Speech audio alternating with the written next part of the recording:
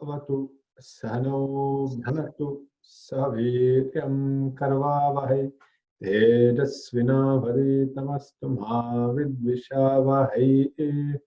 Om Shanti Shanti Shanti. Gurur Brahma Gurur Vishnu Gurur Devo Maheshwara Gurudeva Param Brahma Tasmai Shri Gurave Namaha. Shruti Smriti Purananam Alayam Karunalayam Namami Bhagavad Padam Shankaram Lokashankaram Samasta Janakalyane Niratam Karunamayam Namami Chinmayam Devam Sadgurum Brahma Vidvaram Sadgurum Brahma Vidvaram. Rupam Drishyam Lochanam Draka Tadrishyam Draktumanasam Drishyadi Vrittaya Sakshi Drige Vanata Drishyate. So, what have we been seeing in this Drig-Drishya Viveka? We've been covering the different powers of Brahman. The infinite Brahman, which is perfect, which is undying, which is unborn, which is complete. It has this power called Maya. And this Maya Shakti, Shakti means power, got two aspects. One aspect is called Avaranam. Avaranam means to cover, veiling power. And the other one is called Vikshepa. Vikshepa means to throw or project. Yeah.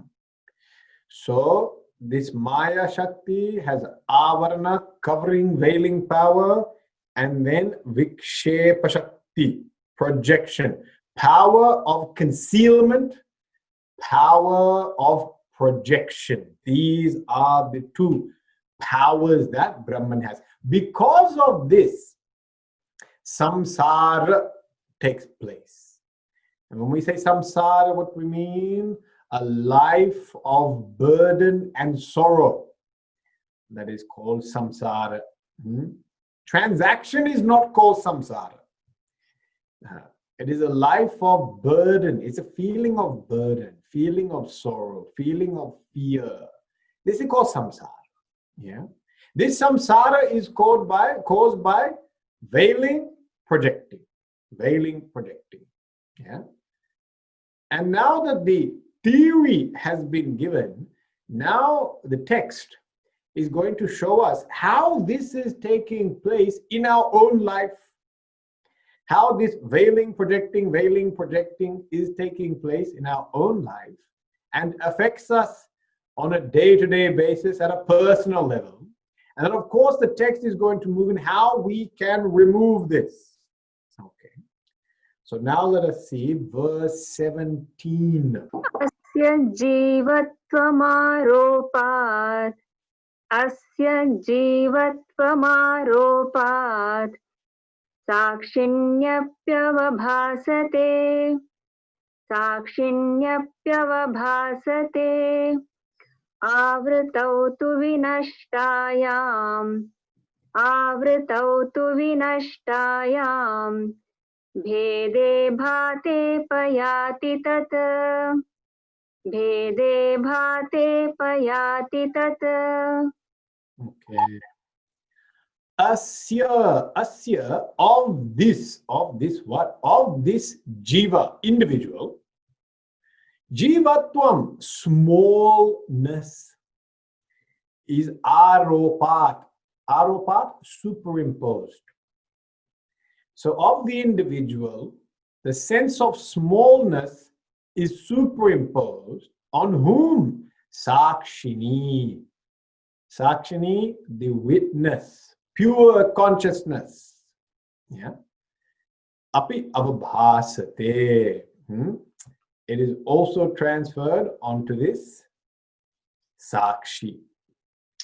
Avruto tu vinashtayam, which means when this avrita, concealing power, is destroyed, bede bhate, the difference between jiva and sakshi, the false self, ego, and the true self, the infinite Atma, is seen, is known, is recognized. Apayati tata, because that jivatvam is gone. The smallness is removed and the true self is known. Okay? So now let us understand this. It's a beautiful, I really like these three words. Asya jivatvam aropat. Or even sakshini jivatvam aropat. On that which is the sakshi, the infinite self, is projected, aropa, projected, beautiful. Aropa jivatvam, smallness is projected onto that sakshi. So sakshi is big and huge and infinite, and onto it is projected, superimposed, thrown over onto the sakshi. This feeling of smallness. What is jivatvam? Jivatvam means ego-ness, if you want in English. Ego-ness. What do we mean by ego-ness? Doesn't mean he's eager, not eagerness. Ego. Means sense of inadequacy. I am not good enough. Means smallness. How does this smallness take place in our life? In the other talks also I had mentioned that for us, there are two fundamental thoughts, beliefs that drive us to act in this world. And they are also the cause of tremendous amount of frustration we have and sorrow. These two thoughts are: one, I am not good enough. That is one thought. I am not good enough. Very deep-seated. Both these are deep-seated, sitting deep in our subconscious. The other one, I am not loved or cared for.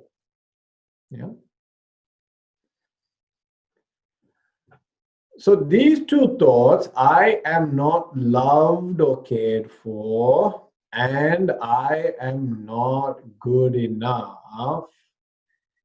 These two thoughts, beliefs, I won't even say thoughts, beliefs, deeply pressed into our subconscious.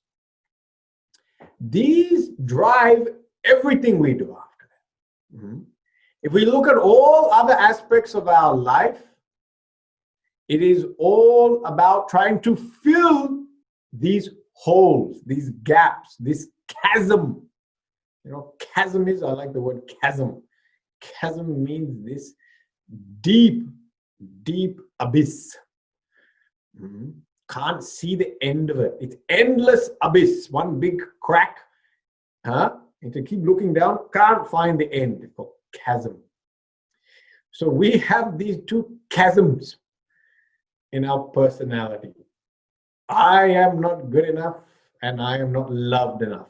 And the reason I call them chasms, which are of unknown depth, unlimited depth, is because it's funny, in life, as much as you do to fill them, if you're not aware that these two beliefs are there, as much as you do, you never fill them. They just never seem to get filled.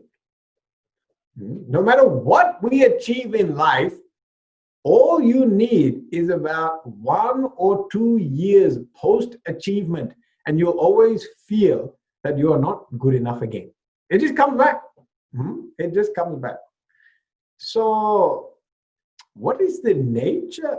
Why does this happen? Because there's a fundamental belief that I am not good enough. This belief, like I said, as long as that belief is there, doesn't matter what you achieve, as long as the belief is there, you're never going to fill up. You never feel complete. Yeah. And that's what we see. As a child, in order to feel that we are good enough, we strive hard for tests.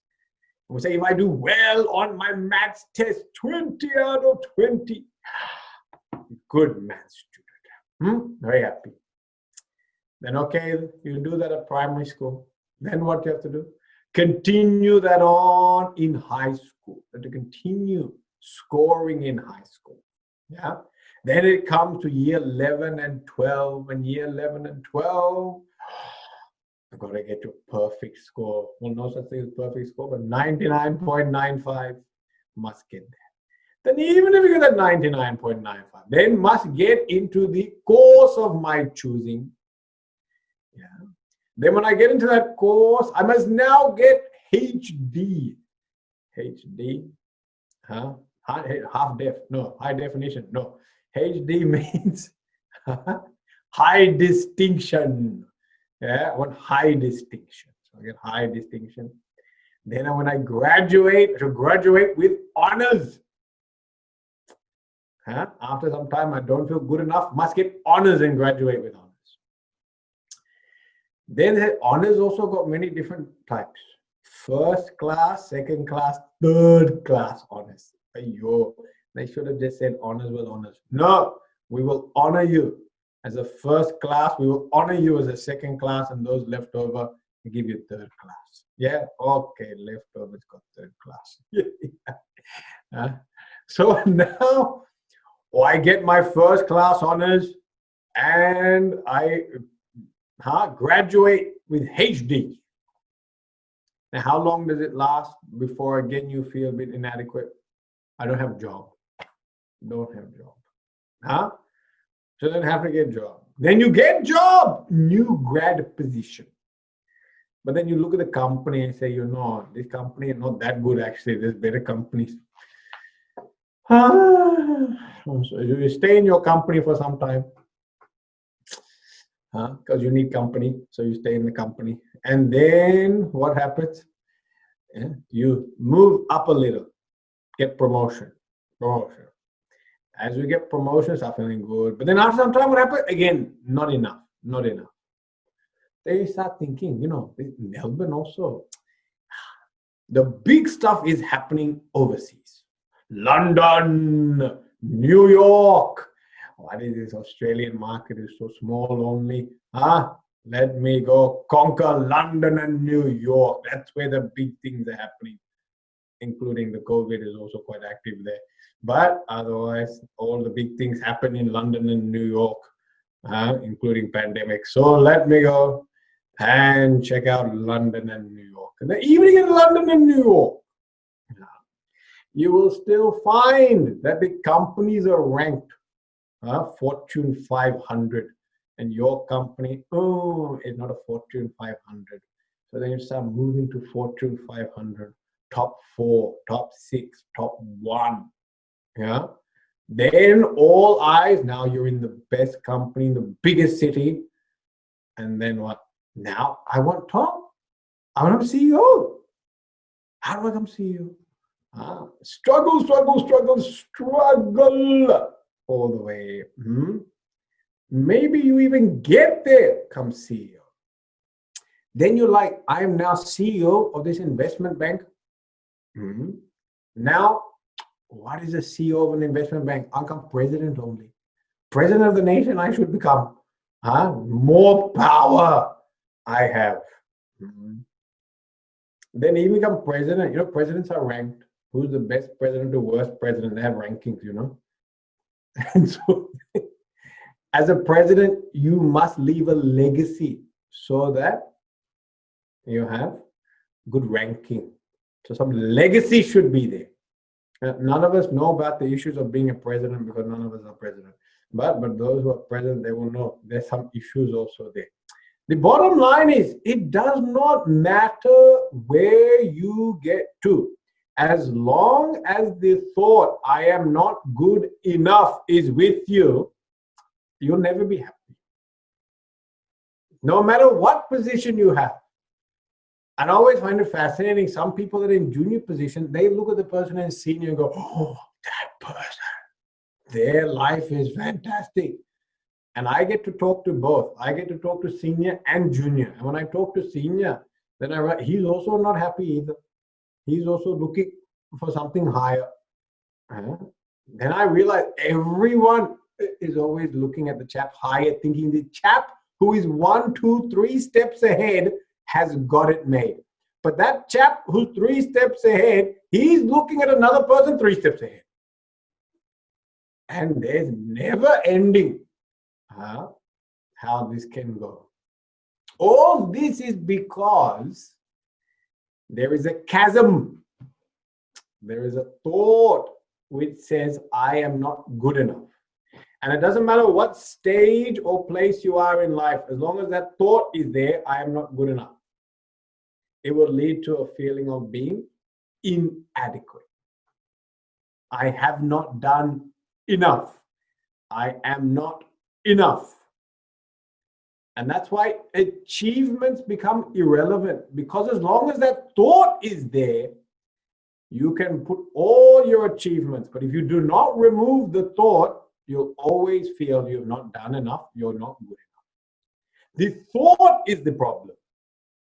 This thought, I am not good enough, this is a part of ego. This is jiva. This is one of the heart and soul of the jiva, is to keep saying, I'm not good enough. I'm not good enough. Yeah. And even when you become good at one thing, you then look at other fields in your life and say, oh, I'm not good enough there. I may be the biggest and best CEO. But my children are not happy with me. My children, therefore, I didn't get Best Father Award on Father's Day, which most fathers do get, Best Father Award or Best Mother Award on Mother's Day. And everyone gets it. Everyone gets Best Mother, which means the competition, we have to discuss this competition because everyone's coming in first. So it's a nice competition, world's best mother, world's best father, because everyone wins. But this year, I didn't even get world's best father award. Oh, no. That's a default award, and I didn't even get it. So, not feeling good about that. Then even if you are best father, you are best CEO, sometimes you feel that, I'm not as good looking as that chap over there. That person is they look young. People keep saying, when I walk with my wife, they keep thinking my wife is my daughter. And they go, why do you say my wife is my, I look like an old man. I look like such an old man that they think that I'm walking with my daughter. And my wife is very happy. She smiles and laughs the whole time when they say, this is your father.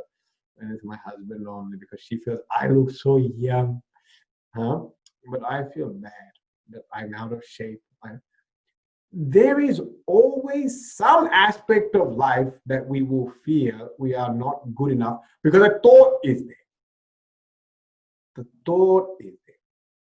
In the same way, I am not loved. You can do the whole same equation with I am not loved. As children, we feel like our parents don't love us enough.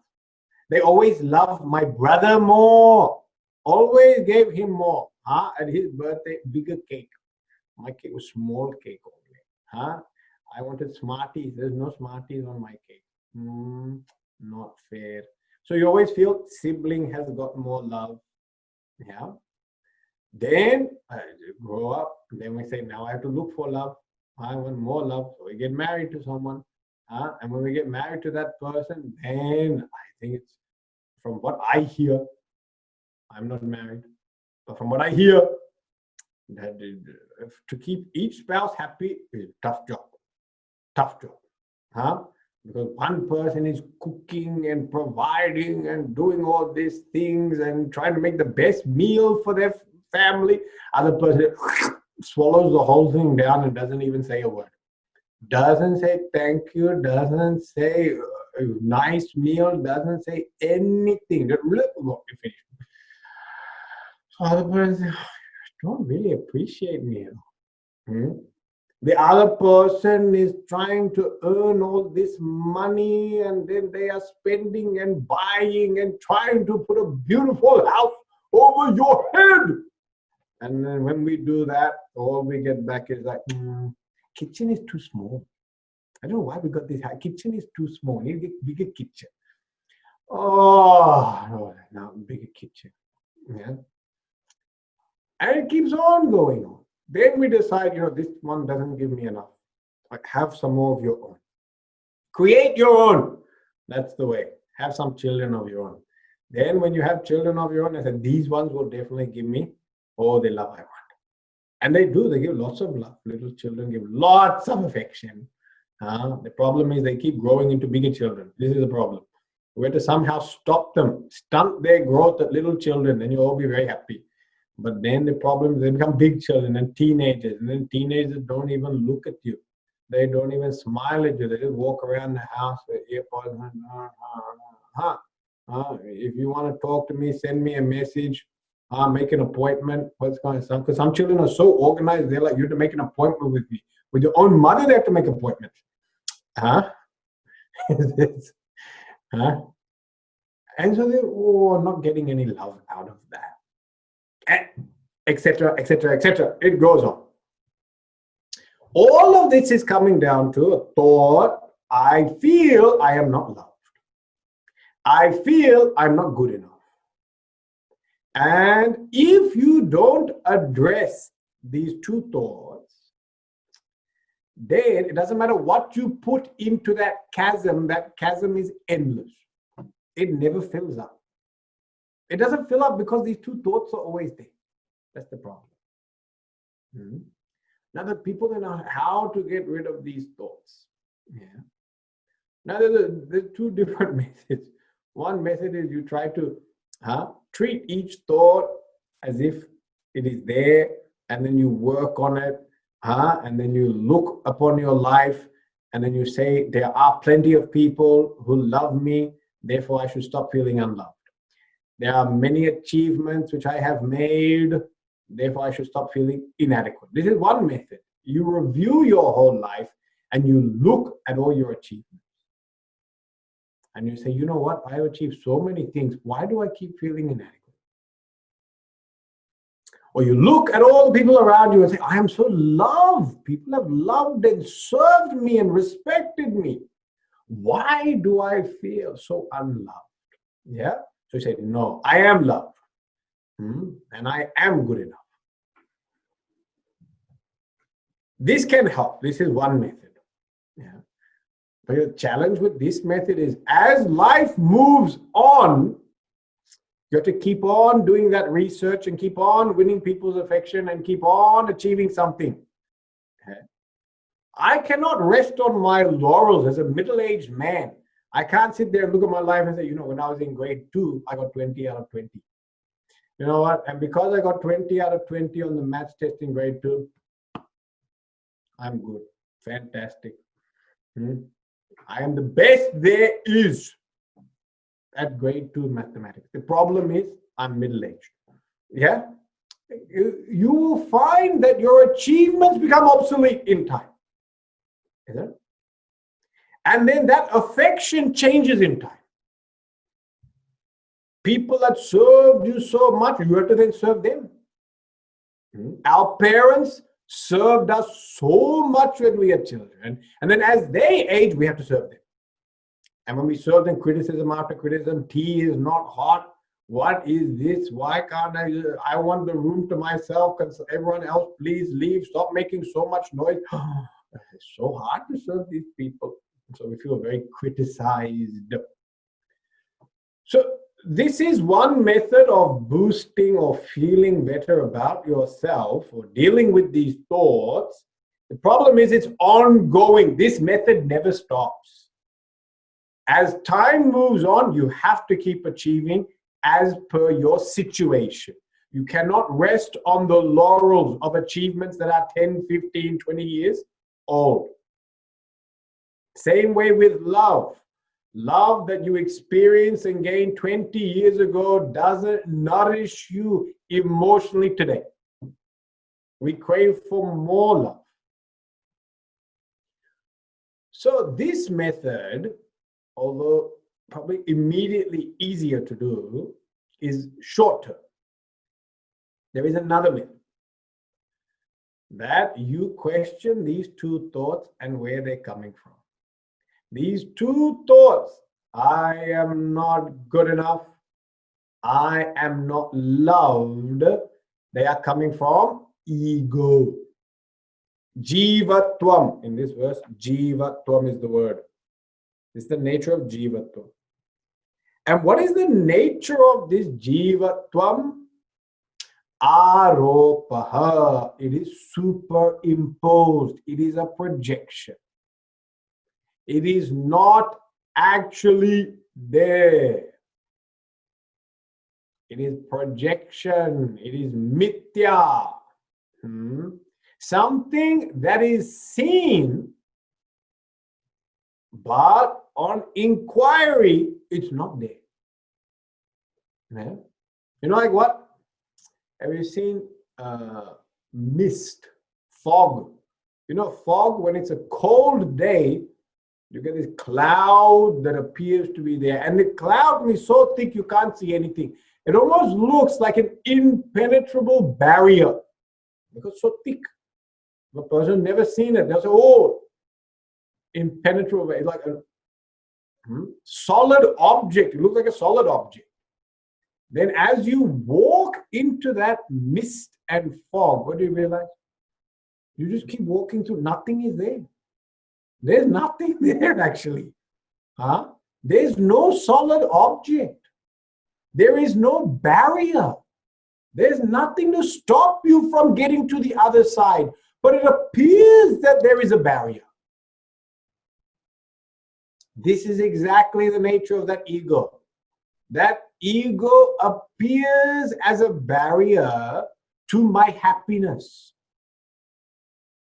to my sense of fulfillment.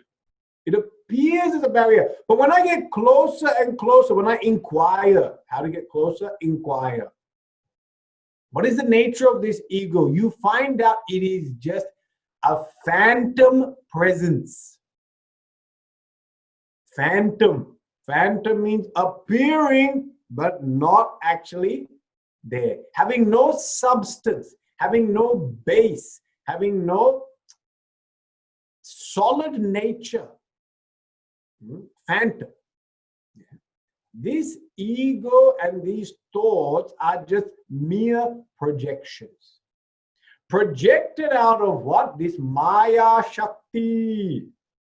Avarana, concealing, and Vikshepa, projecting. Not actually there. Not actually there. Okay.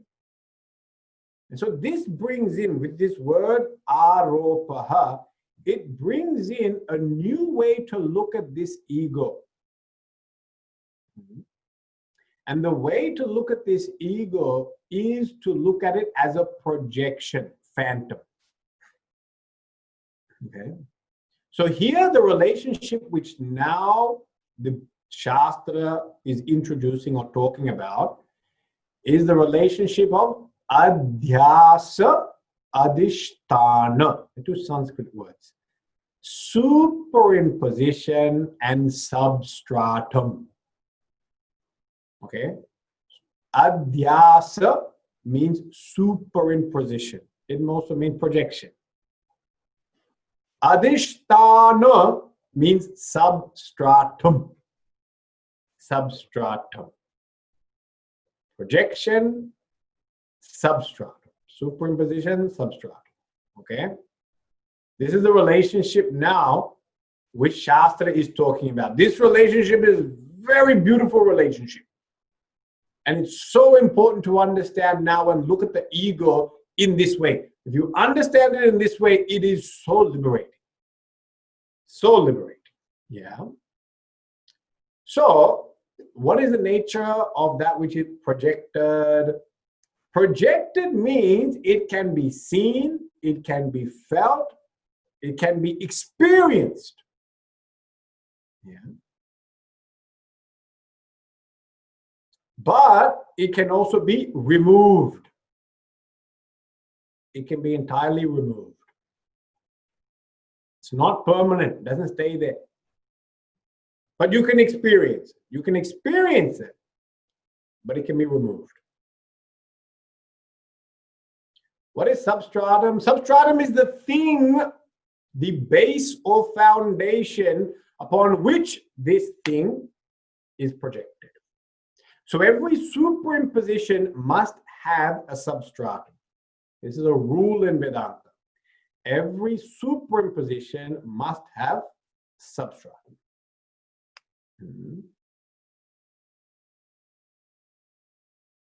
Now we've already given one analogy, that was the analogy of the movie. Now when the movie is projected, there must be a white screen. If there's no white screen, you can't see the movie. Yeah. But the example they give in Vedanta, which is very common, is the projection of a snake onto a rope.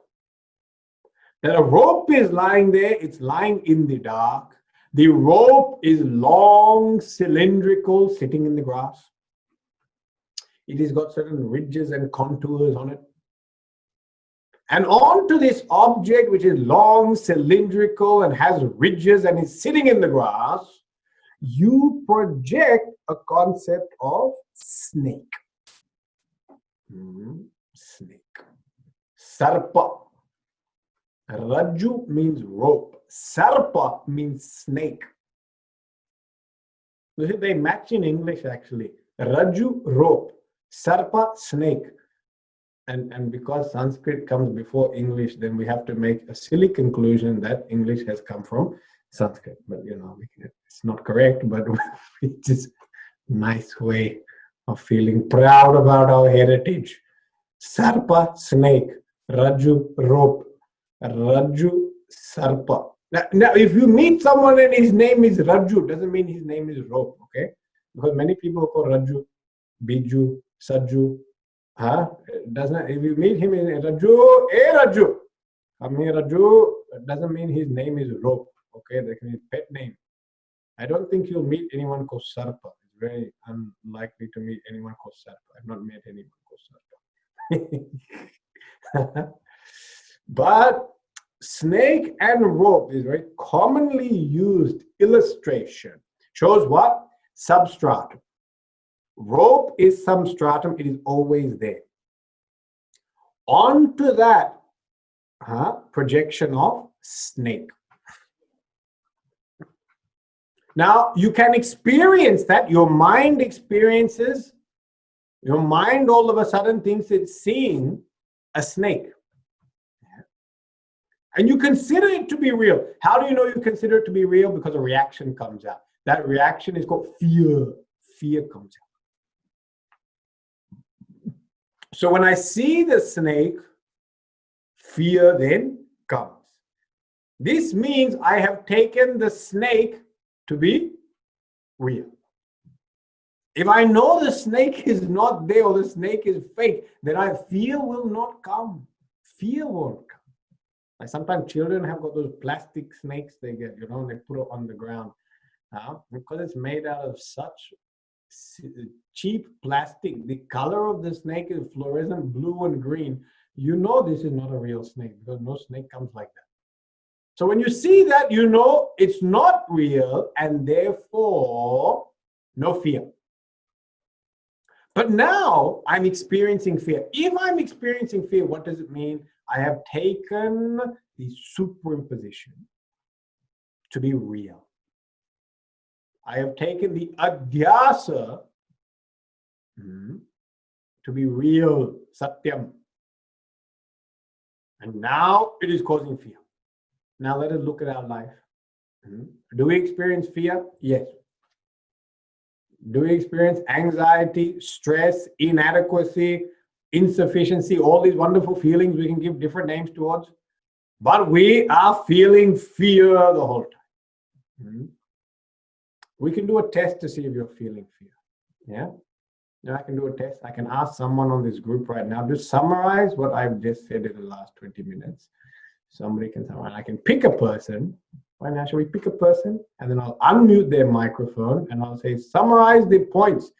Are you feeling some fear now? Is some fear coming? Because I'm seeing some people and I'm looking and thinking, I won't do it. Okay, thank you, Swamiji. Okay. Should I do? No. No. Okay, I won't do it. Yeah. Did you experience fear? You experienced some fear. Good. If you didn't experience fear, put your hand up because I'll ask you to do the summary. Okay. Okay.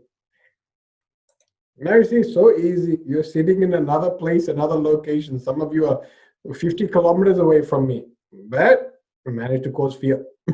Managed to cause fear. Yeah. Now, if I'm experiencing fear, that fear I'm experiencing because now I just gave that little test. Now, why are we scared? Because if Swamiji asked me a question and I can't answer it, then I will look like, what word can we use? I shouldn't say anything too harsh, but I will look like I'm not paying attention, to put it politely. But there's many other words we can use, but I won't use those words. Yeah? A fool. I will look like a fool. Let's just say that. Yeah? I don't want to look like a fool in front of all these people. Yeah? Because that foolishness will make me feel inadequate. See, I come back to inadequacy. I'm not smart enough to be in this class. It's too hard. Inadequate. Then if you ask the question, I can't answer it. Oh, my foolishness will be confirmed. Confirmed that I am not smart enough. Yeah. This happens everywhere, is it not? Anywhere we go. Yeah. Someone can ask us some question, someone can say something, and all of a sudden this feeling of fear comes because I feel inadequate. That means I have taken my inadequacy to be real. You've taken your inadequacy to be real and you're scared it is now going to be exposed to the world. Yeah. But we're living with that inadequacy, please. We are living with the feeling, I'm not smart enough. We are living with the feeling, I'm not good enough. The fear comes when there is a possibility of it being exposed. That at this point in time, it could be exposed to the entire public. That's when that fear comes. But the inadequacy is constantly there. The feeling of being inadequate is always there. Yeah? And so, if we look at it, that feeling of inadequacy is always there.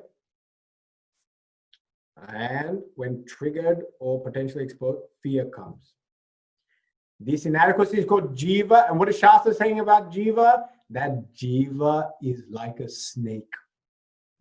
Which means what? It is projection.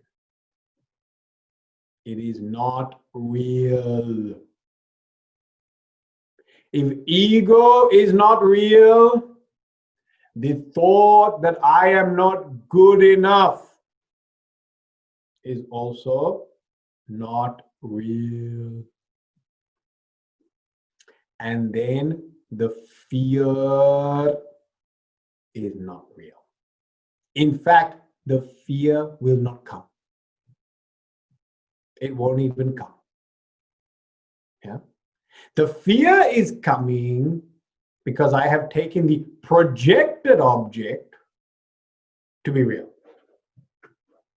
When I think the snake is real, fear comes. When I know the snake to be false, no fear. When I take my sense of inadequacy to be real, fear. When I recognize this sense of inadequacy is false, No fear. So the fear will stop coming when you recognize and know that the ego is a projection. It is not who you truly are. You are not this ego. You are not the one feeling inadequate, small, not good enough, not loved enough. That's the snake. That's the mist. That's the phantom. That's the fog. Appears to be there, but not really there. Has no substance. Has no solid base or foundation of existence. What is real? The substratum is real. The rope is real. The Sakshi is real. Sakshi, pure consciousness. Pure consciousness is real, and that pure consciousness is infinite, and it is Ananda, blissful. Being infinite, it does not experience a feeling of inadequacy. There's no inadequacy. That which is infinite, Purnam, doesn't feel inadequate. And that which is Ananda, source of all bliss and happiness, never feels unloved. Because what is love supposed to do? Make me happy only. If people's love doesn't make you happy, you don't consider it love. Run away from that. Some people, they love to feed you. But our Gurudev would always say, don't let your hospitality hospitalize people. Yeah. You feed them so much that they're stuffed, can't move, can't do anything. Just had to fall asleep. At the dining table, had to fall asleep. And when you force feed people, then they say, don't, this person, we go to their house, they'll force it on me. We have to eat. It's so difficult. We all have got relatives that are like that. It's force feed. And then what happens as you get older, whenever you're in that city, you think, should I meet them or not? If we meet them, a full meal and everything will go down. Unless you eat 16 rotis, you cannot leave that house. 16 you have to eat. Oh, next time when we come, we'll meet them. Not feeling comfortable with them, not feeling happy. So how is love experience? Love experience is happiness. Now you are Ananda, so that you are the source of that happiness. So in this way,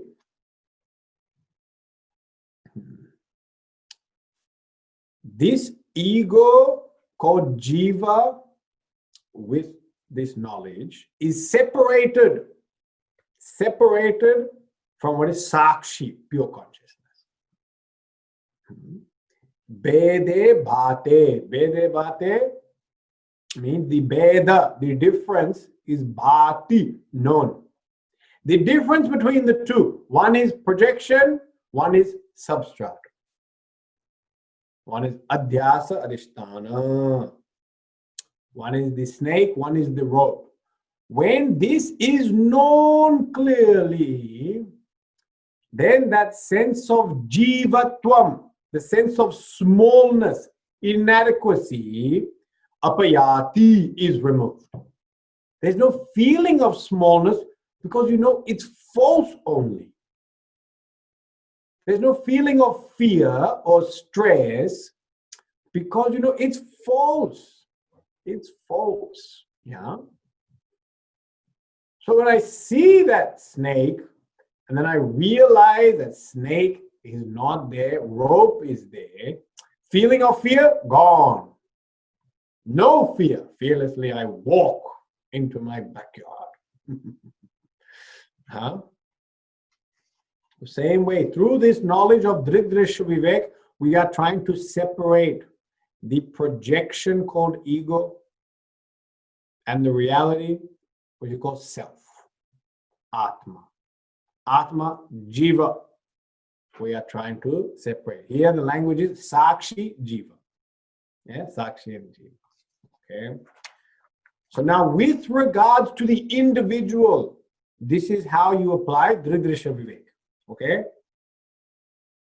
Now with regards to the world, how do we apply Drig-Drishya Viveka? So now, verse 18. तथा सर्गब्रह्मणोश्च भेदमावृत्य तिष्ठति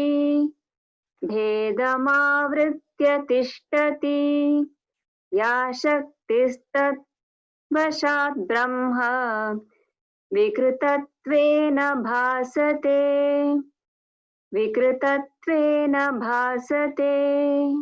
I think do the next one as well, Priya. अत्राप्यावृतिनाशेन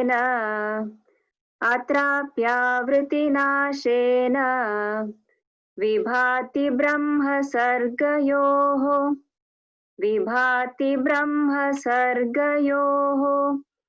भेदस्तयोर्विकारस्यात् सर्गेण ब्रह्मणि क्वचित्. Okay, so these two verses, quick translation. I'm going to use. Okay, similarly, the creation and reality distinction remains veiled. And due to the influence of the veiling power, reality appears as though it is undergoing modification. In this case, also by the destruction of the veil, it is made clear the reality, creation, distinction. Of the two, the modification exists in creation, never in reality. Okay. So now we saw that this veiling power, Avrita Shakti, it is blurring the difference between ego and Sakshi, true Atma and ego. That's what's happening within. Now what's happening outside? What does it do? It blurs the difference between what is called Sarga and Brahman. Sarga means Srishti. It's another word for Srishti, creation, Jagat, universe. Everything you see outside, everything you experience outside, Sarga. Yeah.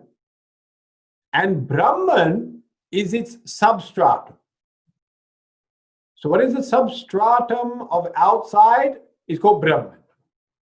What is the projection outside? It is called Srishti or Sarga. Okay. Inside, what is it called? Atma is the substratum, and the projection is called Jiva or ego. They're essentially the same thing, but it's just we are so used to body identification that we have called inside, outside. But Atma on the inside is a substratum. That same Atma is called Brahman when it's called outside. Same Atma is called Brahman. Then we are called Jiva is the projection inside, and that projection outside is called Sarga, creation. But really the same thing. There's only one thing going on there. But here, just for the help of, understanding how our mind works, because our mind creates distinction of inside and out. Because body identification is so strong. Because body identification is so strong, inside, outside. Yeah. I think there was a movie called Inside Outside, something Inside Out. Not some movie with it. Yeah. What was going on in some person's head. They looked at that. Now, we are now going to look what's happening outside. When we look at the world outside, we see names and forms, We see all these different objects. And when we see all these names and forms and different objects, one thing we note that Vikrutattvena bhasate. Vikrutattvena means they modify, they change. Simple, change. All the objects outside keep changing. They keep changing. Vikara. But now when we see that world of changing objects, we get confused and we think that the world outside is the reality and the reality is changing. We think Brahman is changing. I think Brahman is changing. Brahman, which is the substratum, and world is superimposition. When we look outside, we definitely see world changing. The problem is that change and modification we attribute to Brahman, the reality. And therefore, you know what comes about because of this? People lose hope and faith. That's what happens. You know what? We lose hope in life. Because we place our hope in some part of this world. And then what happens? World changes. And when the world changes, our hope and faith, gone. I have faith and hope in my relationship with this person. They will always love me. Why? Because they said, I will always love you. I will love you to the end of time. People say these things. No one ever said it to me, but I've heard that people say these things. I will love you to the end of time. I'm not sure that's possible. That's a big ask. That's a big one. End of time, you're going to love you. Unless time is going to stop very quickly, maybe it's possible. But if this end of time is going to go for a long time, I know people that, by the end of this class, their love will change. Their love can change very quickly. End of the week, love can change. End of the month, love can change. End of the year, definitely love can change. So, sometimes we develop, an anchor in this world. We anchor ourselves into this world. Then what happens? World changes. And when the world changes, we have become anchorless. And that ship, which is anchorless, is now just floating at the whims and fancies of ever-changing environment. Turbulent waters. That was actually yesterday's discourse on the Prahlad Stuti. It said that very nicely. It said that even for a child may take parents to be sharanam, refuge. Anchor, refuge. Yeah. Sick person takes medicine to be refuge. Yeah. Drowning person takes boat to be refuge. But I said none of these are guaranteed. The only thing that is guaranteed is God as refuge. Because all these things, they can fall apart. They can fail. You get into a boat, then the boat sinks. The boat got a crack, it sinks. There was that movie. I should have laughed, but it was a fictional movie only. But Titanic, everything Titanic. Old movie, 20 years ago. And at the end, that piece of wood was there, and then she was sitting on the wood. Now, the wood is supposed to float and save you, but when he jumped on the wood sank. So that wood supposed to save them. He jumps on it, they sink. So he jumped off because he said, "I will love you forever." He jumped off. Yeah. So he didn't go. So it did not work for him. Actually, what to talk of that piece of wood? The Titanic itself was supposed to be unsinkable. They actually called it that. It was branded as an unsinkable ship. And on its first journey, it sank. What a wonderful, wonderful, fascinating thing only. The unsinkable ship sank on its first journey. At least get through one journey now. First, gone. Ayyo. If it got to about 2, 3, or 4, that would be okay. If it did 420 travels and then sank, you might say, it did its time. First one went down. Failed. In life, we hold on to so many anchors. Oh, my job. My earning capacity. And then no job after that. Job gone. And the people, some relationship, we hold on to that. Then that also sometimes doesn't work. God. So what happens is, we anchor ourselves to this world because we don't see the distinction between world and reality. World and truth. Brahman. We can use another word instead of Brahman, because Brahman is a bit little impersonal. Say God. You see? God. God is that upon which this entire universe is projected. Now, instead of using the word Brahman, use the word God. Yeah. Because we don't see the distinction, we only see world, we can't see that God. Then we put our faith in the world, and when the world changes, we lose faith in everything. That's why people get very angry with God all the time. Why? Because the world did not give it what it wanted. The world did not give it what the person wanted, and they lose faith in God. You should lose faith in the world, not in God. God has got nothing to do with the equation. Yeah. So God is that from which the universe has come, that on which it is sustained, and that into which it goes. Yeah. The rest of this world that we deal with, it is changing, transforming. There is vikara. You gain, you lose. Yeah. You get pleasure, you also get pain. You get joy, you get sorrow. That's the nature of this world.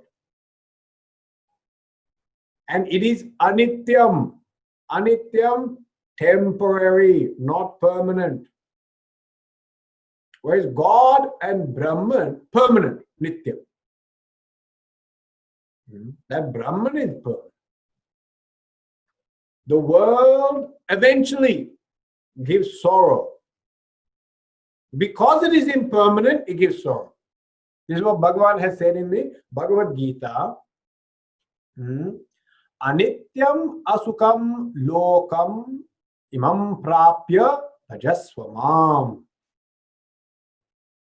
He says this world is anityam, temporary. Because it is anityam, it is asukam.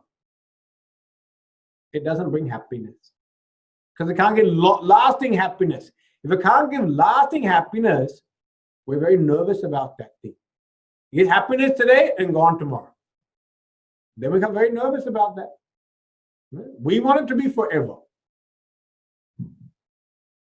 Anityam asukam lokam imam prapya bhajasvamam. Having come into this world, which is anityam and asukam, he said, turn your attention to me. Bhajasvamam. Bhajasva, worship. Worship means what? Turn your attention. To what? To that which is permanent, nityam, and that which is sukham. That is called Brahman. So to turn our attention from anityam, from world to God, we have to see the difference between the two. We have to know there is a difference. There is a thing called world and there is a thing called God. One is superimposition, the other one is substract. Yeah. We have to note that. That which is constantly changing, that which is constantly moving, that which is constantly transforming, that is called world. And the foundation and substratum is called God. This world gives me sorrow, this world gives me joy. That means even when the world is pleasant and unpleasant, God's blissful nature, loving nature is always there. Even when the world is unpleasant, God is still there. Now let us go back to our other example. This one, snake and rope, we gave for that one. Now look at this one. The movie and the projected screen. I don't need to explain it, you get it. Projected screen, pure white canvas. And on that, name and form is projected. The entire world is projected. Yeah. As we watch that world, there is fear, there is grief, there is joy, there is sadness, all different emotions are experienced. But throughout all those different emotions that you go through, that pure white canvas remains pure white. It doesn't change.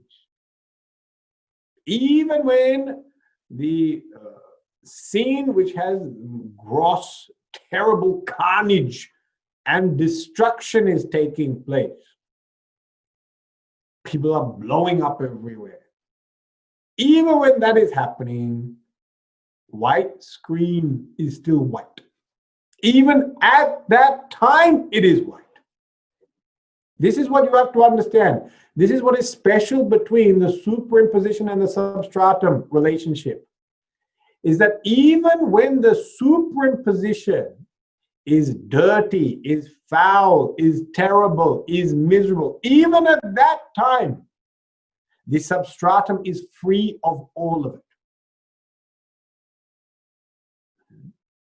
So even when the world is bringing so much sorrow, the substratum of that world, God, is full of love. Full of love, full of care, full of joy, full of happiness, and therefore we should be full of hope. We need not give up on hope in life just because we faced certain bitter experiences. Relationship failed, job failed, people's promises failed. We need not become bitter and cynical. This is what happens in life. Some people we do become very cynical after some time. Yeah. And it's because our own hope was destroyed. But our hope was in what? Our hope was in the world. Because we had hope in something in that world changed, transformed. Then we lost our hope. And that's when we become cynic. Yeah. And a cynical person is very pessimistic and bitter. Bitter is the nature of a cynical person. There's a lot of suppressed hostility that's there. It's all because of this blurred vision. That's why people lose faith in God. They lose faith in all these different things because some bitter experience takes place. And that's why you should understand, even at the time of sorrow, the divine beauty exists. Even when life appears to be at its absolute worst, love of God is still shining brightly. It's still shining. Even at the darkest hours of our own life, its journey. Love of God, care of God, compassion of God is still flooding and filling our life as the very substratum of this world. That Satchidananda Swarupa, Ananda Swarupa is shining all the time. In this relationship of substratum and superimposition, you don't need to do anything to experience that love. You just need to recognize it. Because the superimposition is not real, there is no action that is required to remove it, because you're trying to remove something which is not there. So it is just an adjustment in the way you perceive things. You don't actually have to do something. This is the beauty behind this relationship, superimposition and substrata. There is no Mount Everest you have to climb. There is no thousands of sadhanas and japas you have to do. It is clear, perfect vision, samyak darshanam, which is required. See beyond the superimposition and see the substrata.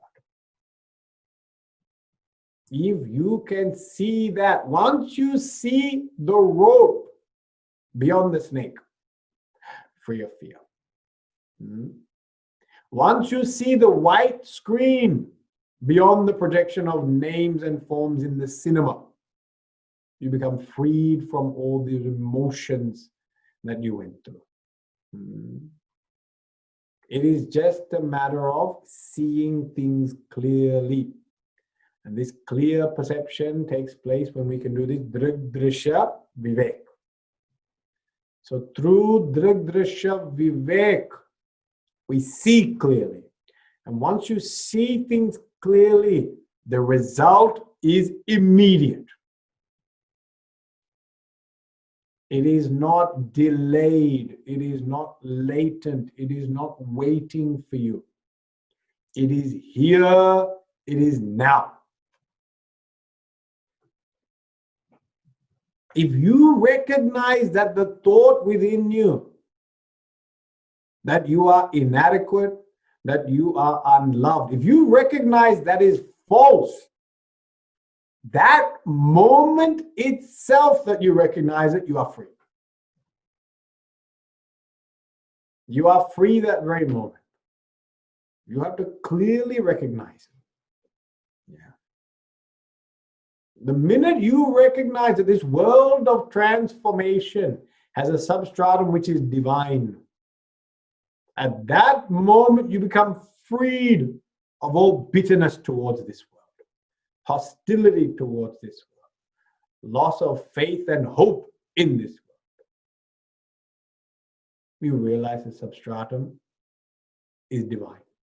That divine is shining even in the midst of the greatest hostilities. It is shining. You can have that experience immediately. You need not wait. This is the nature of jnana phalam. Fruit of knowledge is immediate. Fruit of karma is time-bound, latent. You have to wait. You have to wait for that karma to bring its result. Yeah. When I apply for a job, I have to wait for application. I have to wait for all applicants. I have to wait for interview. Then even after interview, I have to wait for decision. Long time I have to wait. But to know that that snake is rope, all I need to do is see it clearly. The minute I see it clearly, at that moment that I see snake is actually rope, at that moment I'm free. I am freed over my fear. So jnana phalam is immediate. This is the beauty of understanding this superimposition and substratum. You can get happiness immediately here and now. Don't be weighed down and plagued by the heavy thoughts that I have to achieve so much. I have to earn so much in order to be good, in order to experience happiness. I have to wait for everyone in this whole world to love me and no one to criticize me for me to feel loved. You don't have to wait for any of these things. You can have that experience here and now. This very moment you can have it. Just have to remove this superimposition and see clearly substratum. See the difference. One is false, one is real. So even now, just as a subtle practice, as we go through our week, as we go through our day, various moods come upon us. Various feelings come upon us. When you recognize, you just remind yourself, this mood, this feeling is projection. It is not the reality. You don't even, previously we said, even this will pass. We sometimes give that sadhana, even this will pass. That's because you take it to be real. This one, you don't even need to say, even this will pass. You say it's not even there, it's mithya only. This is projection only. When it's a projection, when it's there, you can enjoy it. You don't even need to wait for it to pass. Let the anger be there, but know the anger is false only. Watch the movie, but when you're watching the movie, you know it's so false. Doesn't mean you can't enjoy the movie. You can still enjoy the movie. But while watching, you know it's false. So your favorite actor didn't actually die. He just pretended to die. And some people's acting is so bad that even when they pretend to die, you still know they're not dead. The acting is so terrible. So insane. So as you're going through the moods, as you're going through the week, as you're going through your experiences, even at the time of difficulty, sorrow, when you lose hope, that time, just remind yourself, this is projection. This is just projection. The reality is perfection. That is the nature of this reality. Okay. Now, we've actually introduced this idea, but now very strong logic will come in. So this next verse, verse 20, beautiful verse, quite well quoted as well, well known. It's a wonderful verse to memorize. I think you have the PDF. You can start learning it and memorizing it. Next week, we will look at verse 20, which is going to give strong logic, as to how you can see the substratum beyond the superimposition. Today, I just introduced the concept. Substratum, superimposition, world within, jiva, and sakshi. World outside, creation and Brahman. And the advantage of this, or the beauty of this, I should say, is that there's nothing to do. It is just a matter of clear perception. With clear perception, when you see this, your result is immediate. Okay. Now we will see how we can see beyond superimposition into substratum. That will take up next week. Okay. Om Purnamada Purnamidam Purnat Purnamadachyate Purnasya Purnamadaya Purnameva Vashishyate Om Shanti Shanti Shanti. Hari Om Shri Guru Bhyo Namaha. Hari Om.